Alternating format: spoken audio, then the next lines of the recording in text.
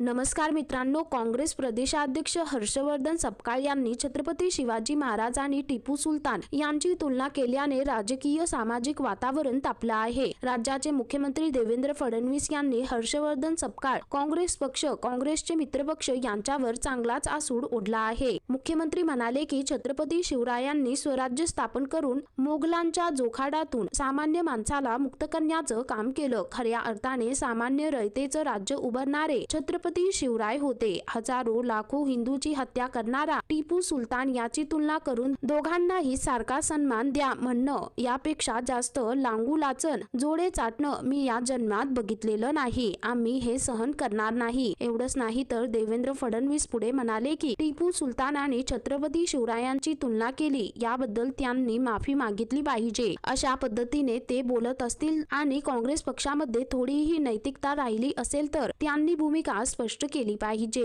त्यांच्या मित्रपक्षांनी ही भूमिका स्पष्ट केली पाहिजे असं आवाहन त्यांनी केलं आहे। एवढंच नाही तर मालेगाव महानगरपालिकेचे नवनियुक्त उपमहापौर शान ए हिंद निहाल अहमद यांनी आपल्या दालनामध्ये टिपू सुलतानचा फोटो लावला होता। या प्रकारानंतर अनेकांनी संताप व्यक्त केला आहे। शिंदेच्या शिवसेनेने देखील आक्रमक भूमिका घेतली। हिंदुत्ववादी संघटनांनी तीव्र निषेध व्यक्त केल्यानंतर शनिवारी तो फोटो हटवण्यात आला। मात्र आता या प्रकरणावरती महाराष्ट्राचे मुख्यमंत्री देवेंद्र फडणवीस हे प्रचंड आक्रमक झाले असून त्यांनी जाहीर माफी मागावी असे आवाहन देखील केले आहे। तर मित्रांनो, एकंदरीत संपूर्ण प्रकरण पाहता या संदर्भामध्ये तुमची काय प्रतिक्रिया आहे खाली कमेंट करून नक्की कळवा।